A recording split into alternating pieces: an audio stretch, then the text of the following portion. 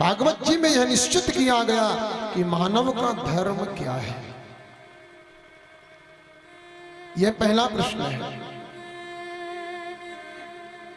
अच्छा, प्रश्न की भी देखिए क्या गति है। सबसे पहले वही प्रश्न बताया गया जिससे हमें मनुष्य बनना है, मानव बनना है।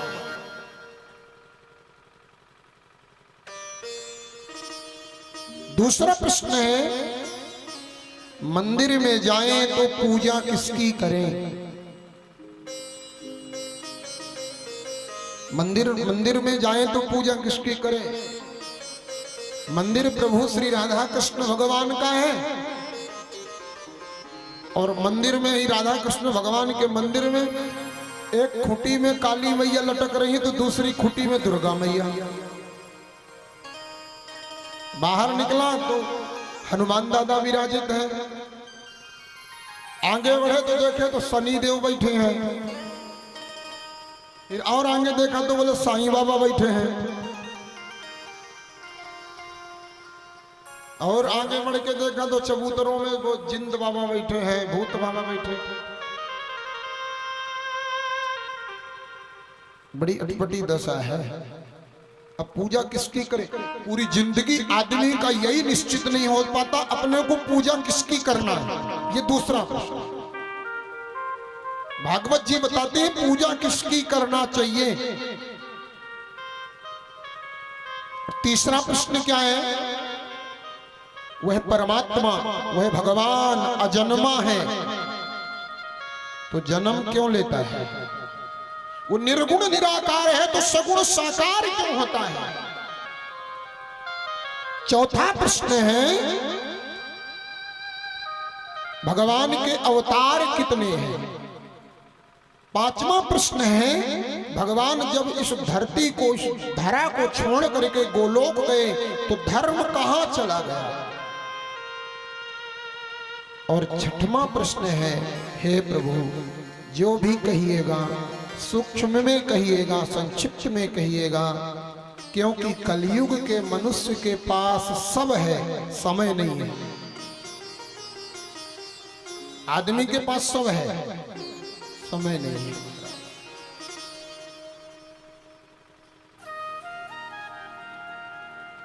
बड़ी अटपटी गति है।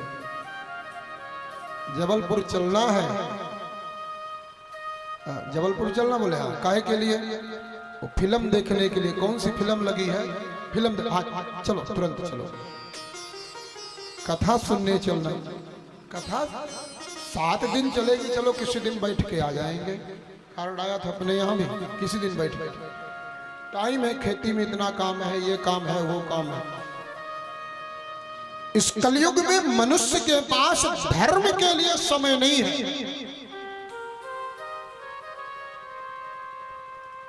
बड़ी अटपटी दशा है महाराज। इसलिए ऐसी कृपा करके इन प्रश्नों का जवाब एकदम सूक्ष्म में प्रदान करिएगा महाराज। सूत गोस्वामी गदगद हो गए। वाह, आपने बड़ा सुंदर प्रश्न किया है। आपने बहुत सुंदर प्रश्न किया है महाराज। मैं आपके इन सारे प्रश्नों का जवाब दूंगा, लेकिन आपने जितने भी प्रश्न किया है ना,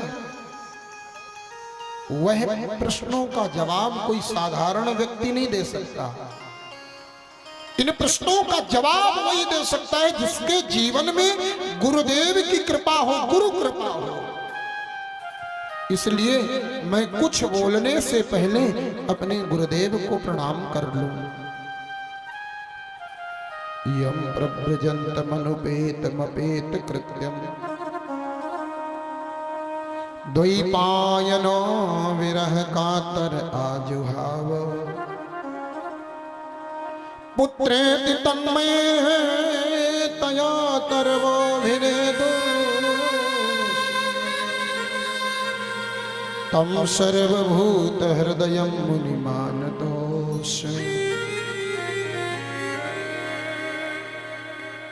नारायणं नमस्कृत्य नरं चैव नरोत्तमं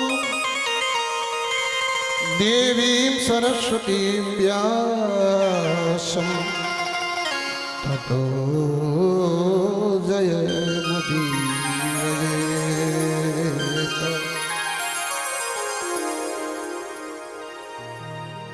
बोल राधा रमण लाल की जय हो, सतगुरु दीन दयाल की जय हो, और प्रेम से बोलिए श्री राधे श्री राधे, श्री राधे श्री राधे।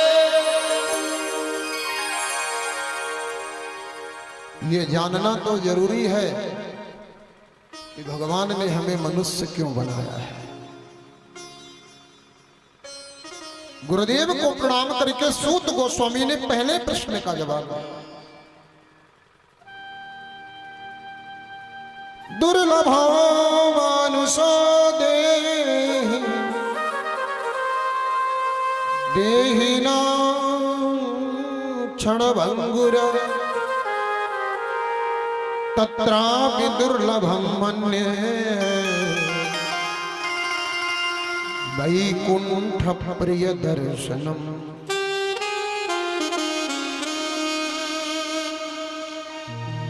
भगवान ने अगर हमें मनुष्य बनाया है ना, तो ये जो 84 का चक्कर है, इससे मुक्त होने के लिए भगवान ने मानव बनाया। हरि बोल, मीठा मीठा चलने दो भैया, कुल्लू कुल्लू बार बार, है ना।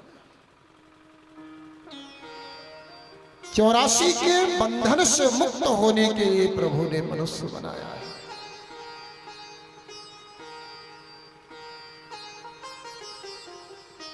ये आवागमन का जो बंधन है ना, दुर्लभ मानुषो देहि देहि नाम क्षणभंगुरः। रामचरित्र मानस जी में गाया गया है कि बड़े भाग मानुष तन पावा, सुर दुर्लभ सदग्रंथन गावा। बड़े भाग्यशाली हैं वो लोग। इस मानव के शरीर के लिए देवता भी तरसते हैं। और मानव का शरीर सिर्फ इसलिए मिला है भगवत आराधन के लिए।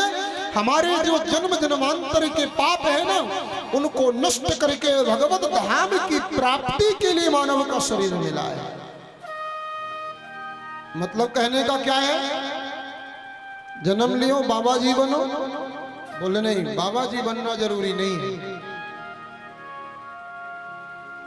बाबा जी बनना जरूरी नहीं है भाई। जरूरी है आप जहां भी रहो, जैसे भी रहो, जिस हाल में रहो, उस हाल में भगवान का भजन करते रहो।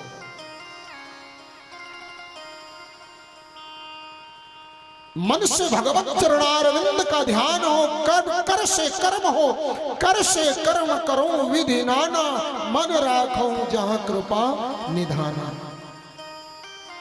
ये मानव का शरीर सत्कर्म करने के लिए मिला है, पाप करने के लिए नहीं। ये मांस भक्षण के लिए शरीर नहीं है। हरि बोल, मीठा मीठा। ये मानव शरीर मांस भक्षण के लिए नहीं मिला भाई बाप। ये मानव शरीर मद्यपान करने के लिए, मदिरा पान करने के लिए नहीं मिला। ये मानव का शरीर पाप वृत्तियों को भोगने के लिए नहीं मिला। ये मानव का शरीर माता पिता को हृदय दुखाने के लिए नहीं मिला। ए हो, इस बार आदमी बन करके आए हो, अगली बार बनोगे गारंटी नहीं है। इस बार मनुष्य बन करके आए हो, जितना बने उतना इस मानव के शरीर को शुद्ध कर लो, अपने हृदय को पवित्र कर लो, भगवत चरणारविंद प्राप्ति का उपाय कर लो। बार बार ये मानव की योनि, मानव का शरीर नहीं मिलेगा माई बाप। मैं ये नहीं कहता हूं आप घर बार छोड़ो, वृंदावन भाग जाओ, बाबा जी बन जाओ। मैं तो ये कहता हूं, जो आदमी घर में रह करके भजन नहीं कर सकता ना, वो वृंदावन जा करके भी भजन नहीं कर पाएगा। जो आदमी घर में रह करके भजन नहीं कर सकता, वो आदमी वृंदावन जाकर के भी भजन नहीं कर सकता। जो आदमी पैंट शर्ट पहन करके भजन नहीं कर सकता ना, वो धोती कुर्ता पहन करके भी भजन नहीं कर सकता। क्यों? भजन करना कपड़े का विषय नहीं है, भजन करना तो हृदय का विषय है, मन का विषय है।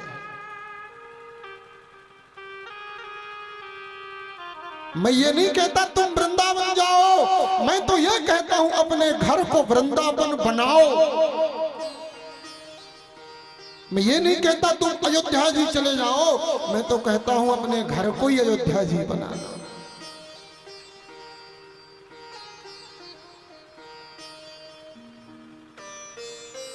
जितना बने उतना भगवत आराधन करके और 84 से मोक्ष होने का उपाय कर लो। भगवत चिंतन करो। अरे खेती का काम करो, बाड़ी का काम करो, घर का काम करो, परिवार का काम करो, हाथ से काम करो ना। और जीवा से राम राम राम राम, श्री राधा श्री राधा श्री राधा कहते जाओ। कोई चार्ज लगता है क्या? कुछ नहीं लगे। कोई चार्ज भी लगने वाला नहीं है, कोई अलग से समय भी बर्बाद होने वाला नहीं है। बस एक बात बताऊं, सोने से लेकर के जगने तक और जगने से लेकर के सोने तक भजन हो सकता है, आप चाहो तो। कैसे? सुबह जब आंख खुले ना, उठ करके बैठ जाओ और भगवान से कहो धन्यवाद है तेरा प्रभु, आज आपने हमें फिर से जगा दिया। सो गए जगेंगे ये निश्चित नहीं है। कितने लोग सोते हैं, सोते ही रह जाते हैं, सवेरा होता ही नहीं। आपको अगर भगवान ने नई सुबह दिया है ना, तो आप बड़ा भागी हो माई बाप। जगे क्यों? अब जो भी करेंगे ना भगवान के लिए करेंगे। घर में झाड़ू लगा रहे हैं, मन में ये भाव बनाइए कि ये घर नहीं, ये मेरे राम जी का मंदिर है, ये मेरे बांके बिहारी का मंदिर है। झाड़ू घर में नहीं लगा रहे, मंदिर में लगा रहे। लग झाड़ू कहां? तुम्हारे घर में रहा और भजन हो रहा है। रोटी बन रही है, रोटी बनाते बनाते मन में ये भाव रखिए, ये रोटी बनाएंगे, बना के ठाकुर जी को भोग लगाएंगे। ध्यान रखना, रोटी बनाना भी भजन हो गया, क्योंकि तुम रोटी अपने लिए नहीं बना रहे हो, भगवान के लिए बना रहे हो। ठाकुर जी को भोग लगा करके पूरे परिवार को दे दो। जितने लोगों ने भी प्रसाद पाया सबका भजन हो गया। सब कुछ भगवान में सौंप देना ही। अब अपन लोग बड़े स्वार्थी, 500 रुपया कमा के आते हैं ना, ये मेरे खून पसीने की कमाई है, मैंने दिन रात मेहनत किया तब कमाया। 500 कमा के आए, अब 10 रुपया का घाटा हुआ है, भगवान तुमने घाटा करा दिया। अरे यार भले आदमी, फायदा हुआ था तो तूने मेहनत किया, और घाटा हुआ तो भगवान ने करा दिया। फायदे में भी तो बोलते ना, भगवान आपकी कृपा से इतना मिल गए। जब घाटा हुआ तो भगवान को सौंप दिया, फायदा हुआ तो खुद को ले लिया। ये हमारे खून पसीने की कमाई है, हमने हमारे मेहनत की है, ऐसे नहीं।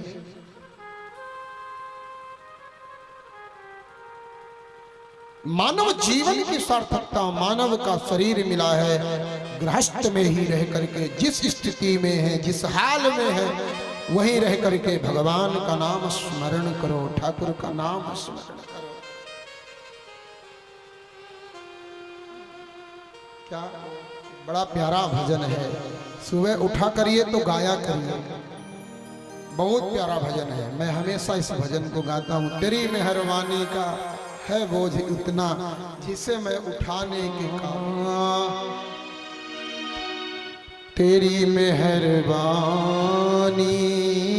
का है बोझ इतना, जिसे मैं उठाने के काबिल नहीं हूँ।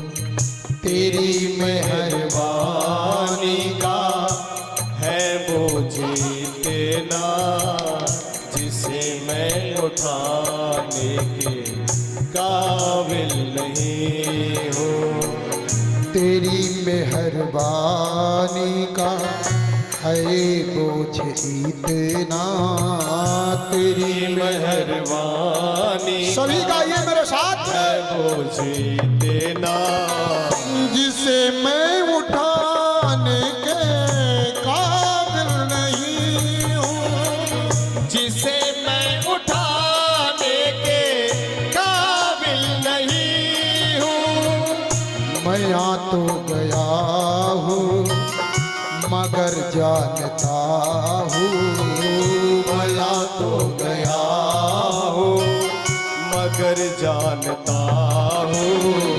मैं आ तो गया हूँ मगर जानता हूँ। मैं आ तो गया हूँ मगर जानता हूँ। तेरे दर पे आने के काबिल नहीं हूँ। तेरे दर पे आने के काबिल नहीं हूँ। मैं आ तो गया हूँ मगर जानता हूँ। मैं आ तो गया हूँ मगर जानता हूँ। तेरे दर पे आने के काबिल नहीं हूँ। तेरे दर पे आने के काबिल नहीं हूँ।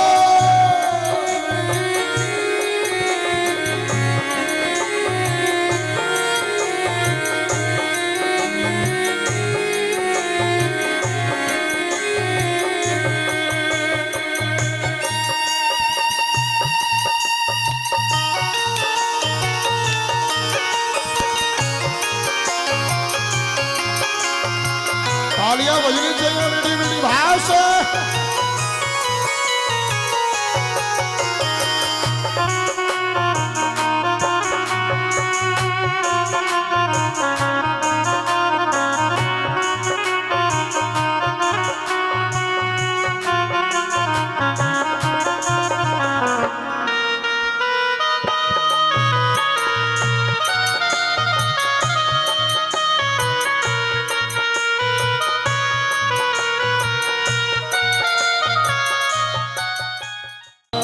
जमाने की चाहत ने मुझको रुलाया, जमाने की चाहत ने मुझको रुलाया।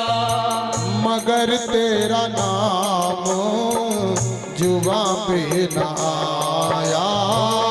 मगर तेरा नाम जुबां पे न आया। खतावार हूँ मैं, गुनहगार हूँ मैं। खतावार हूँ मैं, गुनहगार हूँ मैं। तुम्हें मुंह दिखाने के काबिल नहीं हूँ। तुम्हें मुँह दिखाने के काबिल नहीं हूँ। गुनहगार हूँ मैं, खतावार हूँ मैं, गुनहगार हूँ मैं। खतावार हूँ मैं। तुम्हें मुंह दिखाने दिखाने के काबिल नहीं हूँ। तुम्हें मुँह दिखाने के काबिल नहीं। श्री हरिदास।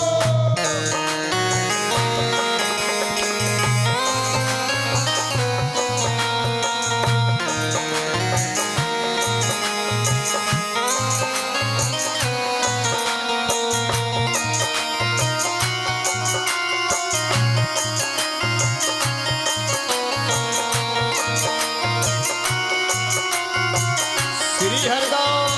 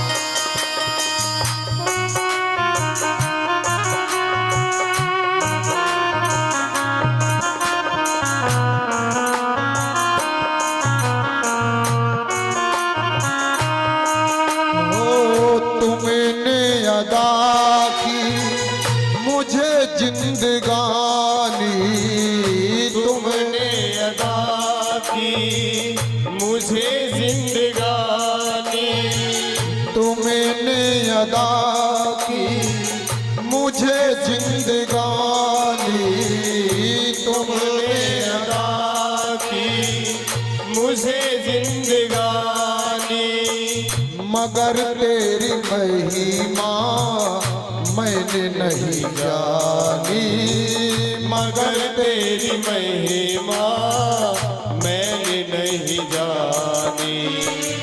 कर्जदार हूँ मैं तेरी दया का, कर्जदार हूँ मैं तेरी दया का, कि कर्जा चुकाने के काबिल नहीं हूँ, कि कर्जा चुकाने के काबिल नहीं हूँ। तेरी मेहरबानी का है मुझे इतना, तेरी मेहरबानी का है मुझे इतना, जिसे मैं उठाने के काबिल नहीं हूँ, जिसे मैं उठाने के काबिल नहीं हूँ।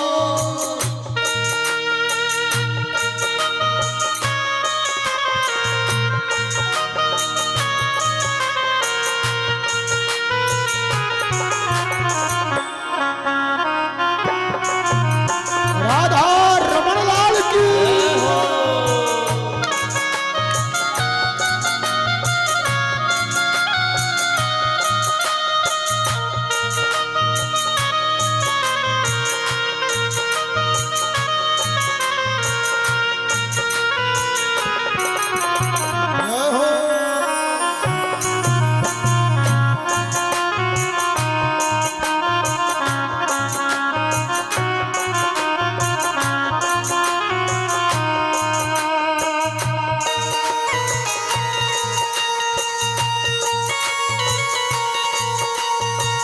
तमन्ना यही है कि सर को झुका लूं, तमन्ना यही है कि सर को झुका लो, तमन्ना यही है कि सर को झुका लूं, तमन्ना यही है कि सर को झुका लो।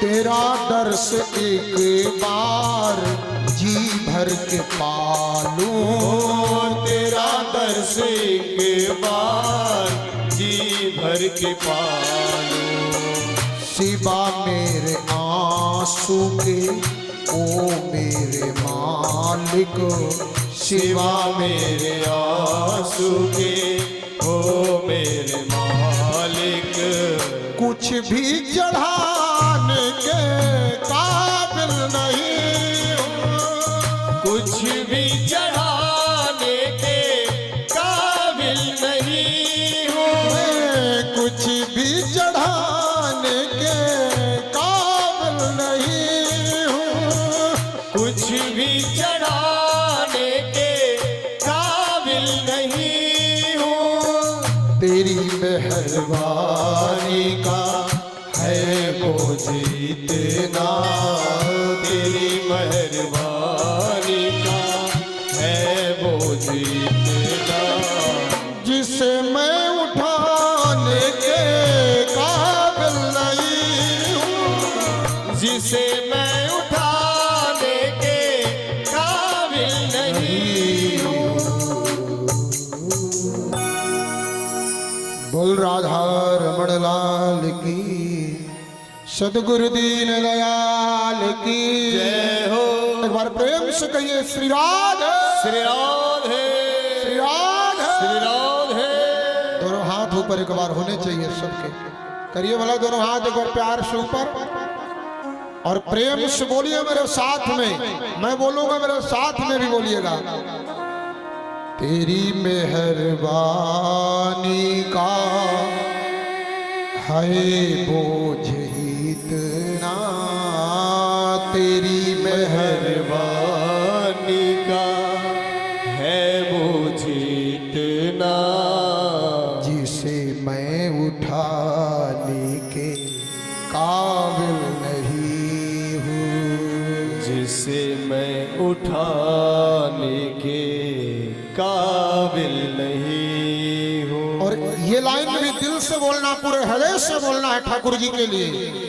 तमन्ना यही है मैं सिर को झुका लूं, तमन्ना यही है मैं सिर को झुका लूं, तेरा दर्श एक बार जी भर के पालूं, हो तेरा दर्श एक बार जी भर के पालूं, सिवा मेरे आंसू के ओ मेरे मालिक, सिवा मेरे आंसू के ओ मेरे मालिक, तुम्हें कुछ चढ़ाने के काबिल नहीं हो, तुम्हें कुछ चढ़ाने के काबिल नहीं।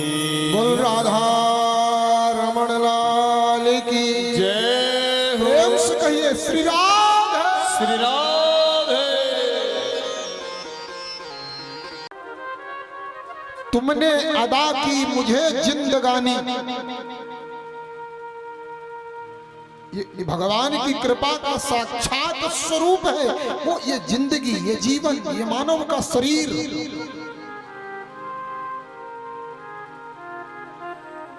और मानव का परम धर्म है भगवत चरणारविंद का स्मरण करता रहे। जिस देश में, जिस वेश में, परिवेश में रहो, राधा रमण, राधा रमण, राधा रमण कहो, राधा रमण कहो। चाहे जहां भी रहो, जिस हाल में रहो, मानव का धर्म है वो भगवान को याद करता रहे। दूसरा प्रश्न था, मंदिर में जाएं तो पूजा किसकी करें? भैया चंदन सबके लगाओ, चंदन सबके लगाओ, लेकिन बंधन किसी एक का करो। समझ रहे हो? नहीं, पूजा सबकी करो। पूजा कोई भी हो ना, हम सनातनी हैं और हमारे धर्म में सबकी पूजा करना, पूजा सबकी करना चाहिए, लेकिन निष्ठा विश्वास सिर्फ एक में रखना चाहिए। अब वो कौन है आपका, वो आप ढूंढ लो। आप किसकी पूजा करना चाहते हो वो आपको निश्चित करना है। पूजा सबकी करो, लेकिन निष्ठा विश्वास सिर्फ एक में होना चाहिए, और वो मेरा टेढ़ी टांग वाला, मेरा कृष्ण, मेरा बांके बिहारी, मेरा कन्हैया है।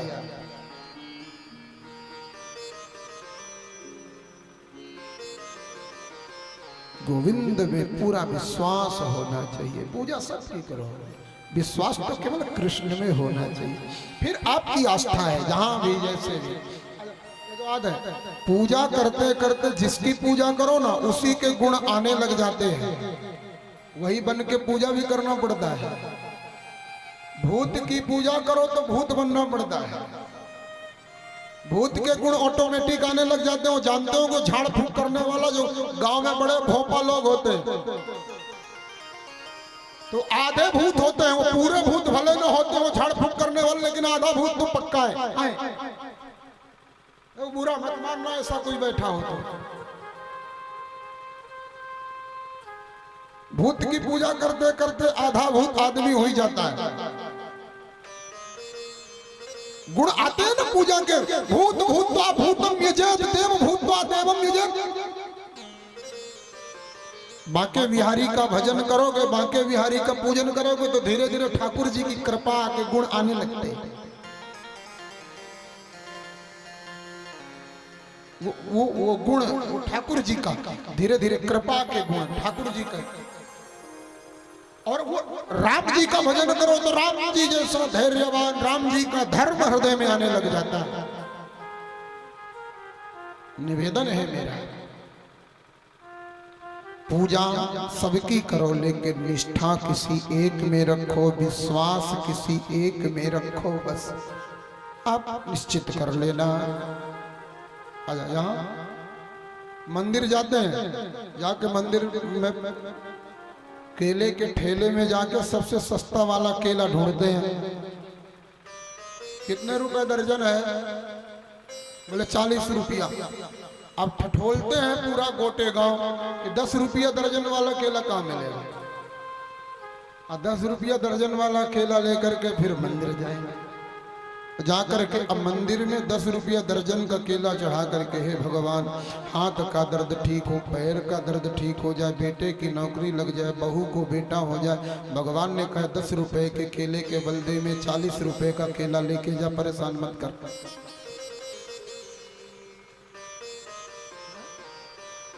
हाँ, ये केला लाया कि आफत लाया?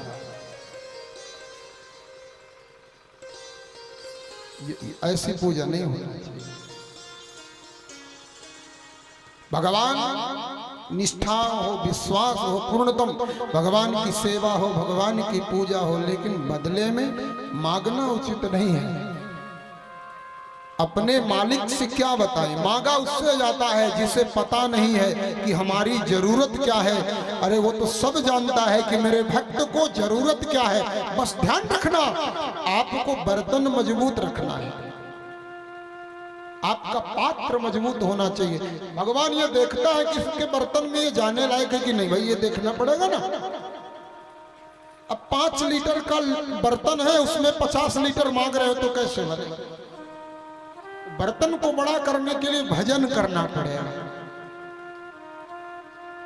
ठाकुर मेरा जानता है मेरे भक्त की जरूरत क्या है। उससे मांगना नहीं पड़ता, उससे कहना नहीं पड़ता। बस ध्यान रखो, तुम्हारी पूजा में, तुम्हारी सेवा में निष्ठा सिर्फ एक में होना चाहिए। जीवन में जिस मनुष्य ने अपने जीवन का एक भगवान निश्चित कर लिया, उसके जीवन में दुख कभी आ नहीं सकता है, ये गारंटेड है। एक भगवान निश्चित कर लो बस। बदलते मत जाओ। वो आया कोई आदमी, बोले कहाँ जा रहे हो? बोले हमारी मनोकामना पूरी नहीं हो रही तो हम जा रहे हैं, बोले बांके बिहारी के मंदिर। बोले पागल, बांके बिहारी के मंदिर जा रहा है? एक बार दुर्गा मैया के मंदिर जाके देख। मैं तो 9 दिन गया, 9 दिन में मेरी मनोकामना पूरी। तुरंत टर्न मारा, बांके बिहारी के मंदिर जा रहा था, दुर्गा मैया के पहुंच गया। जय अम्बे गौरी, जय श्यामा गौरी। आगे आगे क्या क्या ठाकुर जी जाने। तो बोले जा। अब माता जी की पूरा पूजा कर ही रहा था, 2-4 दिन ही गया। 5वें दिन कोई मिला, बोले केला लेके जा रहा था, वही सस्ता वाला। बोले कहाँ? बोले माता जी के मंदिर। बोले पागल, शनि देव के मंदिर में जो सारी मनोकामना पूरी। बोले दुर्गा मैया किनारे लगी, शनि देव के यहाँ पहुंच गए। ये आदमी की क्या? एक आदमी गणेश जी की मूर्ति लाया, ध्यान से सुनियो, और बड़े प्रेम से सुबह सुबह उठता, नहाता धोता, गणपति बप्पा मोरिया, गणपति बप्पा मोरिया करता, पूजा करता। एक दिन एक चूहा आया, चूहा गणपति बप्पा के ऊपर चढ़ गया। इसने सोचा कि ये गणपति बप्पा से बड़ा तो चूहा है, आज से चूहा की पूजा शुरू। और उसने गणपति बप्पा की पूजा बंद करके चूहा की पूजा शुरू किया। और महाराज वो चूहा को अगरबत्ती, तमाम दुनिया भर फल फूल इत्यादि देता। एक दिन हुआ क्या कि बिल्ली मौसी आई, और बिल्ली मौसी ने चूहे को पंजा से दबोचा और गोलगप्पे की तरह गप कर गई। अरे बोले चूहा के चक्कर में अपन पड़े थे, चूहे से बड़ी तो बिल्ली है। बिल्ली की पूजा शुरू, जय बिल्ली मौसी, जय बिल्ली मौसी। अब बिल्ली की पूजा कर ही रहा था कि एक दिन दरवाजे में कुत्ता आया, और जैसे भौंका कुत्ता, कुत्ते की आवाज सुनी सो बिल्ली दुबक के भागी। अरे राम राम राम, इससे बिल्ली से बड़ी तो उधर कुत्ते महाराज के भाई, अपन बिल्ली के चक्कर में। तुरंत बिल्ली को छोड़ा, कुत्ते को बांध लिया। कुत्ता इतना खतरनाक, 3 दिन दरवाजे में रोटी दो, चौथे दिन रसोई में बैठेगा, कभी अंदाजा कर। अच्छा हुआ क्या कि पति पूजा करता था कुत्ते की, अब पत्नी को नहीं बताया था कि अपने भगवान है। 2-3 दिन अगरबत्ती लगाया, चौथे दिन भगवान अंदर घुसे। अब पत्नी को क्या पता कि ये उनके भगवान है। हाथ में बेलन तो 4-6 बेलन ठठाया, क्या करता कुत्ता भागा। अब इसलिए विचार ध्यान रखना, जीवन में अगर हमारे भगवान सुनिश्चित नहीं है ना, यही गति होने वाला है। हमारे जीवन में भगवान निश्चित होना चाहिए, नहीं तो यहां वहां भटकते रहोगे, कभी कुत्ता, कभी चूहा, कभी बिल्ली, तो कभी किसी की पूजा करते भटकते रह जाओगे, कुछ भी नहीं मिल पाएगा पूरे जीवन में। यह निश्चित करो भगवान एक होना चाहिए। तीसरा प्रश्न है, भगवान अजन्मा है तो जन्म क्यों लेता है? जब जब हो धर्म कई हानि, जब जब हो ये धर्म की हानि, जब जब हो धर्म कई हानि, जब जब हो ये धर्म की हानि, बाढ़ सूर्य धर्म अभिमानी, बाढ़ सूर्य धर्म अभिमानी, बाढ़ सूर्य धर्म अभिमानी, बाढ़ सूर्य धर्म अभिमानी, तब तब धरी प्रभु विविधे शरीरा, तब तब धरे प्रभु विविध शरीरा, हरहि कृपा निधि सज्जन पीरा, निधि सज्जन पीरा, हरहि कृपा निधि सज्जन पीरा, हरे कृपा निधि सज्जन पीरा।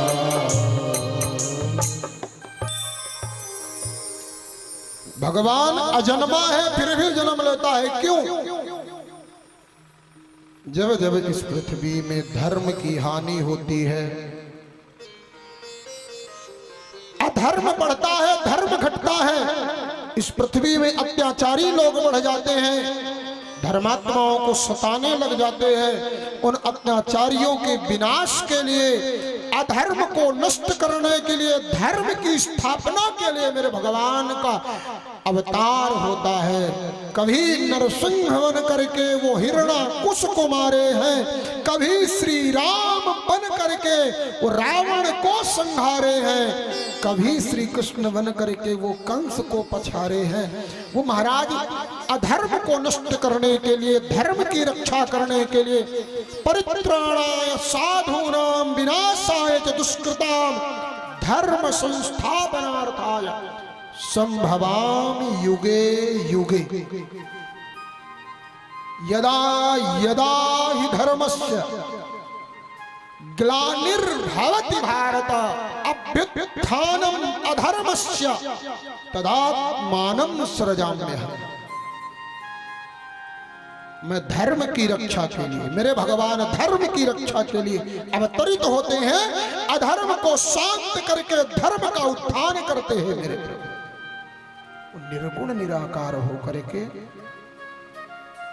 जिसके नजर टेढ़ी करने से एक बार तिरछा देखा ना, तिरछा देखने से काल कांपने लगता है, यमराज का सिंहासन हिलने लग जाता है, वही प्रेम के बस में आकर के यशोदा की छड़ी की मार खाने के लिए अवतरित होता है। प्रेम के लिए भगत प्रेम बस नर तन धारी। भगवान मेरे भक्तों के प्रेम के लिए मनुष्य का स्वरूप धारण कर, निर्गुण निराकार होकर के वो सगुण साकार हो जाता है। भक्तों के प्रेम के लिए, धर्म की रक्षा के लिए, अधर्म को नष्ट करने के लिए वो निर्गुण निराकार सगुण साकार बन जाता है। किसी ने कहा भगवान के अवतार कितने हैं? कितना कठिन प्रश्न है। भगवान के अवतार कितने हैं ये बताना सरल नहीं है, बहुत कठिन है। हरि अनंत हरि, हरि अनंत हरि कथयन, हरि अनंत हरि कथा अनंता, हरि अनंत हरि कथयन, हरि अनंत हरि कथा अनंता, कहि सुनहि बहुविधि श्रुति संता, कहि सुनहि बहुविधि श्रुति संता, कहि सुनहि बहुविधि शुभ संता, हरि अनंत हरि कथायनता, हरि अनंत हरि कथा अनंता, कहि सुनहि बहु विधि श्रुति संता, कहि सुनहि बहु विधि शुभ संता, हरि अनंत हरि कथायनता, हरि अनंत हरि कथा अनंता, कहि सुनहि बहुविधि श्रुति संता, कहि सुनहि बहुविधि शुभ संता।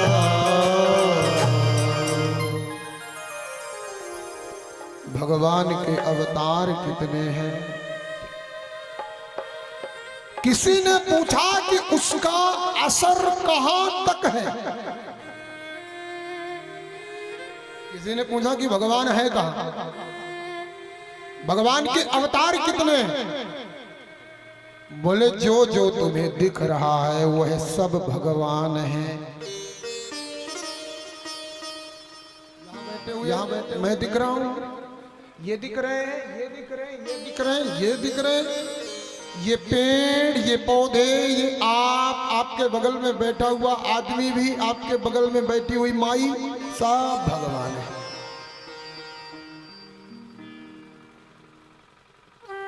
कण कण में, सर्वत्र में जो भी दिख रहा है सब भगवान। सर्वम ब्रह्ममयम जगत, और जो नहीं दिख रहा बोले वो भी भगवान है।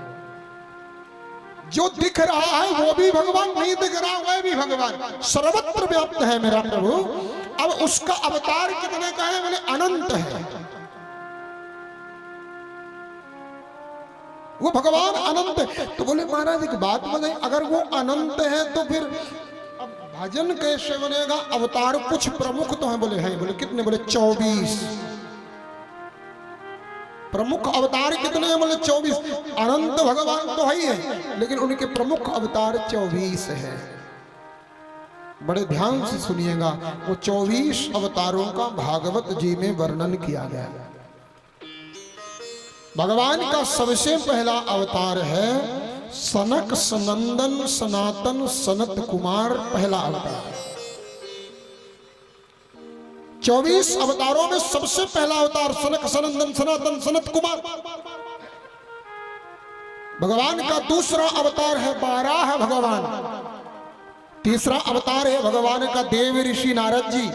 चौथा अवतार है नर नारायण, पांचवा अवतार भगवान कपिल देव, छठा अवतार भगवान का श्री दत्तात्रेय जी, भगवान का सातवां अवतार यज्ञ भगवान, आठवां अवतार ऋषभ देव, नौवां अवतार भगवान का पृथु, दसवां अवतार भगवान का मत्स्य, भगवान का 11वां अवतार कच्छप भगवान, 12वां अवतार धनवंतरी भगवान, 13वां अवतार भगवान का मोहिनी भगवान, भगवान का 14वां अवतार निरसंग भगवान, भगवान का 15वां अवतार वामन भगवान, 16वां अवतार भगवान का परशुराम भगवान, 17वां अवतार भगवान का महाराज भगवान वेदव्यास, जिन्होंने भागवत जी की रचना की। ये स्वयं सत्यवती नंदन भगवान वेदव्यास भी भगवान के 17वें अवतार थे। 18वां अवतार भगवान का मर्यादा पुरुषोत्तम भगवान प्रभु श्री रामचंद्र जी। एक बार प्रेम से बोलिए श्री राधे। श्री राधे। भगवान का 19वां अवतार बलराम जी, 20वां अवतार नंद नंदन यशोदा नंदन ब्रजचंद बांके बिहारी, भगवान के 21वां अवतार हरि अवतार, 22वां अवतार हंस अवतार, 23वां अवतार बुध भगवान, 24वां अवतार अभी हुआ नहीं है। कलयुग के चतुर्थ चरण में भगवान का कल्कि अवतार होने वाला है। अब ये 24 अवतार हैं। देखिए अनंत अवतार में भगवान के 24 अवतार हैं। अब 24 अवतार में 2 अवतार बड़े श्रेष्ठ हैं, और वो कौन है? बोले राम कृष्ण दो एक है, अंतर नहीं निमेष, इनके नयन गंभीर हैं और उनके चपल विशेष। भगवान के 24 अवतार में 2 अवतार श्रेष्ठ, बड़े प्रेम से सुनेंगे। वहीं पर महाराज सौनकादि ऋषियों ने प्रश्न कर दिया सूत जी महाराज से, प्रभु अनंत अवतार की कथा भले ना सुनाए, लेकिन 24 अवतार की कथा तो सुनाई दीजिए ना। कथा को क्रम से सुनाना। सूत जी से प्रश्न किया, महाराज ये भगवान के 24 अवतारों का वर्णन आप कृपा करके श्रवण कराए। सूत जी महाराज ने कहा 24 अवतार की अगर कथा सुनना है तो श्रीमद् भागवत महापुराण की कथा सुनना पड़ेगा। भागवत, तो ये भागवत क्या है? भागवत किसने लिखा? भागवत क्यों लिखा?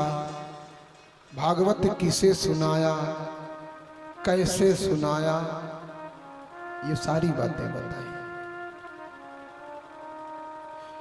सौनकादि महाराज ने प्रश्न किया श्री सूत गोस्वामी से। सूत गोस्वामी ने कहा श्रीमद् भागवत कथा की रचना भगवान वेदव्यास जी ने किया। ये व्यास जी कौन थे? देखिए जब सुनने वाला जिज्ञासु होता है ना तो उसके मन में प्रश्न पैदा होते हैं, और जो सुनने वाला वक्त बिताने के लिए आता ना तो ताली बाली बजाया, जयकारा किया, प्रसाद लिया, घर गया। जिज्ञासु के मन में महाराज जो श्रोता होता वो जिज्ञासु। ये वेदव्यास कौन थे? आइए बड़े प्रेम से सुने। सबसे पहले नारायण हुए, नारायण के ब्रह्मा जी हुए, ब्रह्मा जी के पुत्र वशिष्ठ जी हुए, वशिष्ठ जी के पुत्र शक्ति जी हुए, शक्ति जी के पुत्र पाराशर जी हुए, पाराशर जी के पुत्र भगवान वेदव्यास जी हुए, जो कि भगवान श्री हरि के भगवान नारायण के 17वें अवतार। अभी मैंने थोड़ी देर पहले ही आपसे बताया कि भगवान के 17वें अवतार है भगवान वेदव्यास। महाराज इन्होंने उत्तराखंड में बद्रीनाथ में साम्याप्राश नामक कुटिया बनाया और कुटिया बना करके भगवान वेद व्यास जी ने समाधि लगाया और समाधि लगा करके एक वेद से 4 वेद बना दिए। सबसे पहले कितने वेद थे? एक वेद, ऋग्वेद, सामवेद, यजुर्वेद, अथर्ववेद बनाया। 5वां वेद भी बना दिया। आप सुन रहे होंगे ये 5वां वेद, अभी तक तो 4 ही वेद सुने, 5वां वेद क्या आ गया? 5वां वेद महाभारत बनाया। महाभारत को शास्त्रों में सपंचमम वेद उच्यते। महाभारत को शास्त्रों ने 5वां वेद कहा है। सपंचमः वेद उच्यते। 17 पुराण लिख दिया, 12 पुराण, कूर्म पुराण, लिंग पुराण, शिव पुराण, ब्रह्म वैवर्त पुराण इत्यादि 17 पुराण लिखा, लेकिन मन शांत नहीं हुआ। इतना करने वाला भी अभी शांत नहीं है। समाधि में बैठ गए और एक दिन देव ऋषि नारद जी वीणा बजाते हुए आए आश्रम। ये नारद जी कौन है? नारद जी कौन है महाराज? इसका भी बड़ा सुंदर वृतांत बताया गया भागवत जी में। सूक्ष्म में कहूंगा, देव ऋषि पूर्व जन्म में किसी दासी के पुत्र थे। दासी पुत्र का अर्थ होता है ऐसी माता जो दूसरों के घर में जाकर के झाड़ू लगाए, बर्तन करे, पोछा करे, चौका करे, ऐसी स्त्री के पुत्र थे, ऐसी माई के पुत्र थे। एक दिन गांव में संत आए, संत चतुर्मास करने के लिए आए और उस माता की ड्यूटी लग गई संतों की सेवा करने के लिए।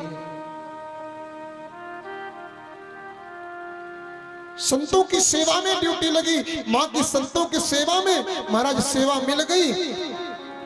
और उस समय नारद जी का, उस दासी के पुत्र का भी जन्म हो चुका था। वो नन्हा सा बालक, छोटा सा बालक जब माई सेवा करने के लिए जाती ना, तो संतों के पास जाकर के खेलता हुआ बालक बड़े प्रेम से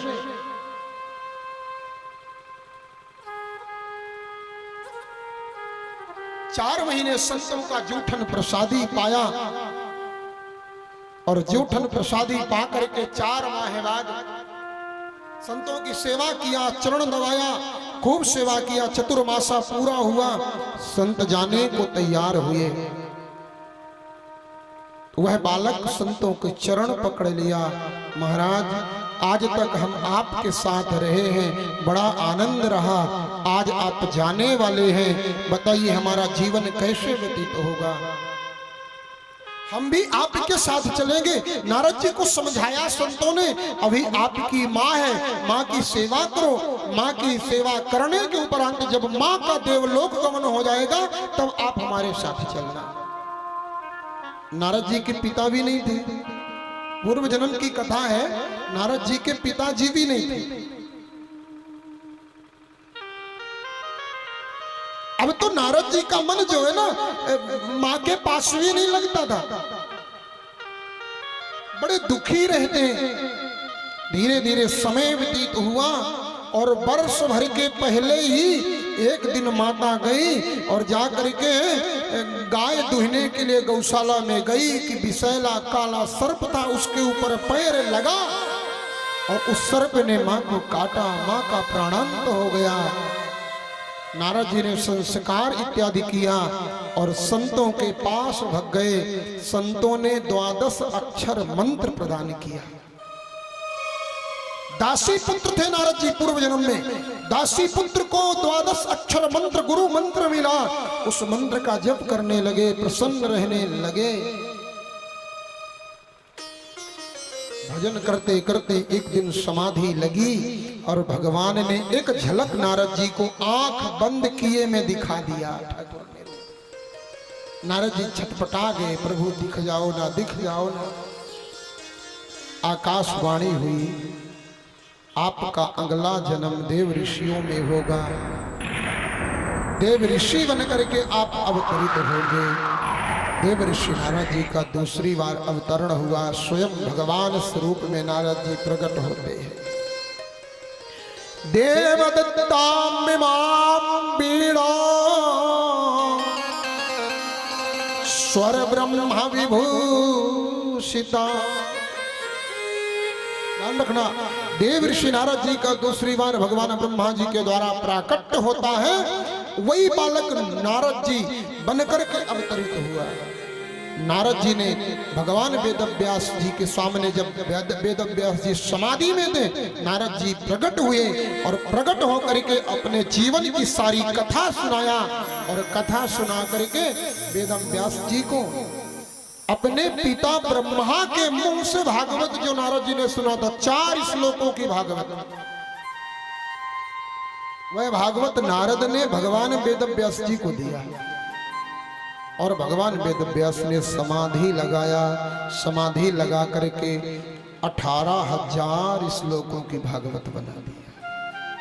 बोलिए श्रीमद् भागवत महापुराण की जय हो।